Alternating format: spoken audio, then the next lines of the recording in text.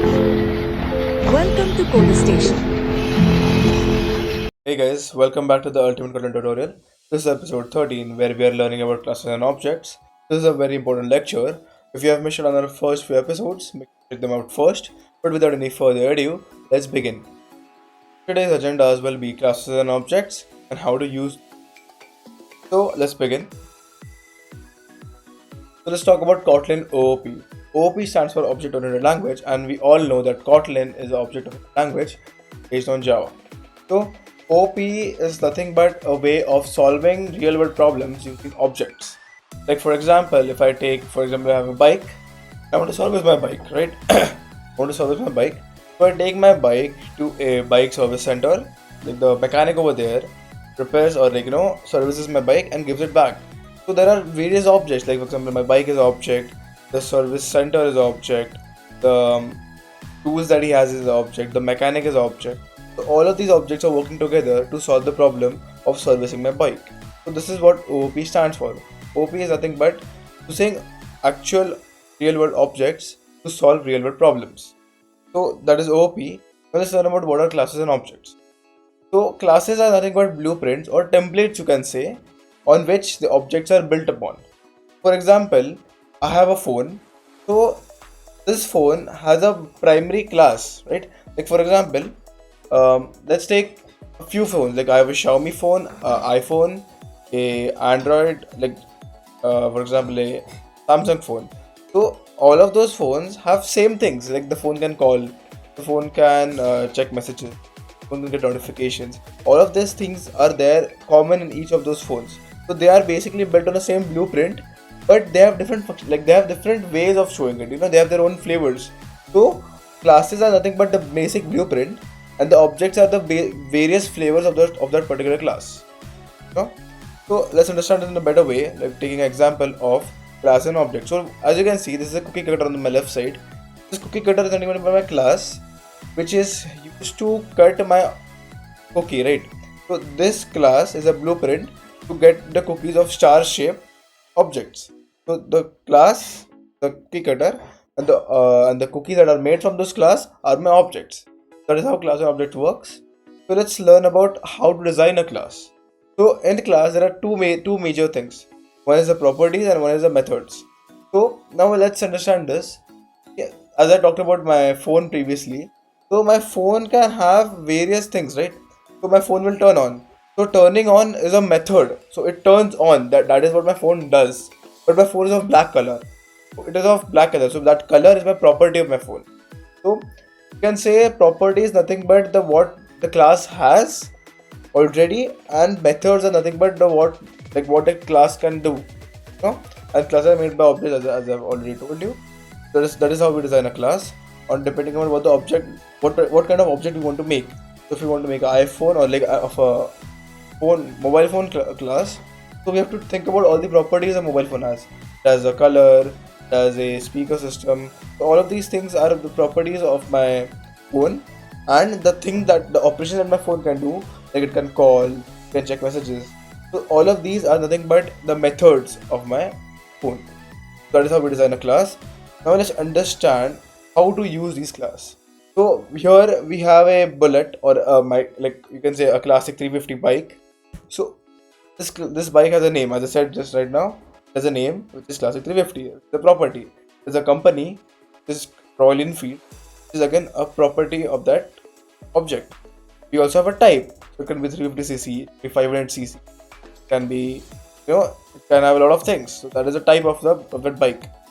Then comes the price of it. So it can be around 2 lakh, 3 lakh, whatever you may think. So that is the properties of a class. And then there is display. So display basically displays all, it is a method of that class first of all, which displays all these above things or anything you want using the display method. So that is how we use classes. That is a basic theory of classes and objects. To understand this better, let's move on to the code and make a basic code of classes and objects. Okay, so we are in a code right now. Create our main function as usual, the basic things that we do. We have our main function. Now let's try to create a class of bike that we discussed before. So what our class can be. So the basic syntax of our class is class, the syntax, name of the class, I mean bike, then put brackets, and then inside those brackets we can put the properties of the class. But let's first put curly braces. This is the basic syntax of a class where your class is empty and everything is there inside your class. So let's try to add properties to my class. So as I said, my bike had val name. It was of type string. Okay, that was one thing of my bike. Then it also had val company, again of string type. It also had val, let's do price. Sorry, price. Now price will be in double or float, right? Let's do double for now. Double. Now let's also add a boolean value. So let's val is working boolean. So we have all of our properties of our bike. That is the name of the bike, the company of the bike, the price of the bike, and the is working boolean. That is our basic class blueprint. Now let's also add some methods to our bike. So for example, let's add a method of, let's say, display details. Okay, so we added this of display details. Let's try to print our, let's try to print the values. We have the name, dollar. Let's use the dollar operator, name. Okay, and then let's do just copy paste. Name of the bike, company of the bike, price of the bike, and the working. Company is, let's say, let's do price of the bike. Let's do boolean, is working. Okay, so our basic display of our bike. So let's try to print this. Okay, so let's do now how to create objects. So the way of creating objects is, right, creating objects. Let's create two objects. So let's say val let equals to name of the class, that is bike, and inside that bike we have to put in our properties of the class. So let's do name of the bike is classic, then let's do company is Royal Enfield, let's do price of the bike as tax.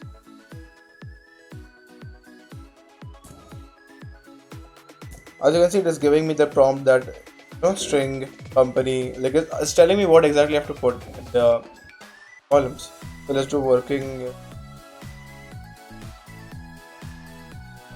as true, and that became our bike. So let's try to print this display function using an operator called as dot operator. So how we can access these functions is using the dot operator. That is, so if I do bullet dot display detail, as you can see, it is calling that exact function that I have made. If I try to run this program right now, as you can see, it is printing all the details of my bike. So yes, class is 350, Royal Enfield, black, and then we have is working. So now, as we know that one class can be used to create multiple objects, let's try to create one more object. Like for example, we have val bullet. Let's do add super bike. Why not? Let's name it bike, and the name of the bike can be Ninja H2R. Then we can have the company as Kawasaki. The price is a lot. I'll start copy this and add one more zero to it.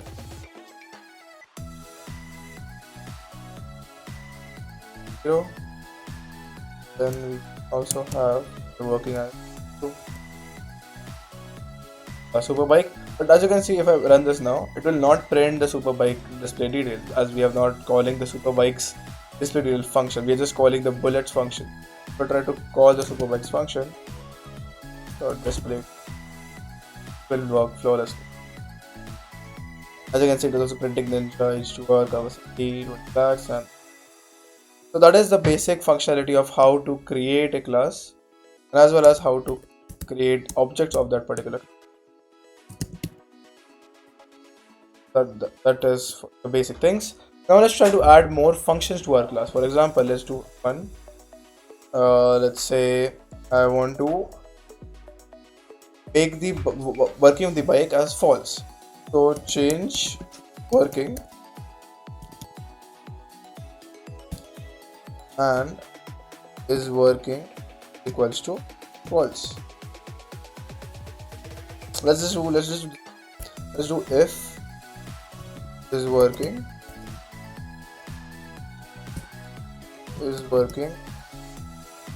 false.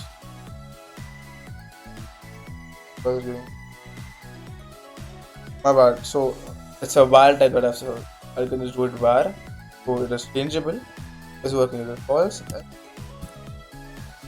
Okay. So whenever I call this change working function, it will change the current state of my working to non-working, and if I call it again, it will change it to working. So let's try to do it. So let working. I've called it. Sorry, bullet dot change working. I've called it, and let's just try to print it now. Okay, so what we can do is instead of printing it, I'll create one more function where it is saying is riding. So let's do fun start riding. Okay. Now over here it will check whether that is working boolean is working or not. So if I can just add a if is working, then println riding and name of the bike. And this is false. Let's println bike not. So let's just do name, make it more dynamic. So name is not working. That became our basic start writing function. So now I have changed the working of my bullet to false, right? So I can call the same method bullet dot start writing. If I try calling it now, I'll just do this. I'll run it. As you can see, classic 350 is not working. So if I try to change, if I just comment this out, run it again, it will do the correct structure, that is writing classic 350. So this is our class and how we can access those properties of our class inside the class itself, use functions, and also how to call these functions using the dot operator and how to create our objects. So that is the basic syntax and working of classes and objects. Thank you for watching. Bye bye. See you next time. Peace out.